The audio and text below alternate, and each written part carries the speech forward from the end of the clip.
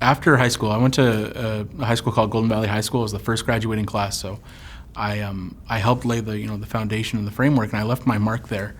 And I really fell in love with the sciences, especially like physics and math. Those came relatively easy to me in high school, so I figured I was going to be an engineer. My dad's an engineer. My dad's cousins are all engineers. Like, I kind of fell in the family's trade. So I went to Cal State Northridge, knowing they have a really good engineering program there, and it was really close to home.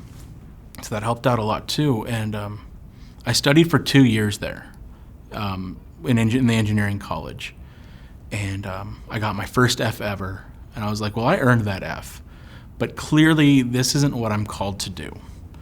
And so I was about 19, 20 at that time, and I remember praying, going, okay, God, this clearly isn't it, and I see it now. What do you want me to do? And he goes, you need to enter the seminary. And I laughed. I'm like, oh, I don't think so. I mean, even looking back further, I knew I was called as a younger boy, but I really had dreamed like I'd be an engineer. And then I switched majors, and I got a business degree, a business marketing degree. And I'm like, okay, sweet. I'm gonna be in the business. I'm gonna have a suit and tie job. Be working in a big office building, doing all these advertisements, all these promotions for big companies. I'm a people person. I'm gonna really enjoy this. And I remember right before I graduated college, I'm going job interview to job interview to job interview, realizing this wasn't it. But I had dreams of being this engineer and realizing that wasn't it. And then I changed my major to business marketing and realizing like, okay, this isn't it either.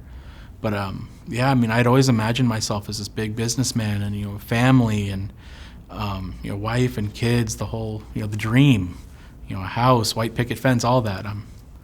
And that wasn't the plan that God had in mind, and I'm totally okay with it.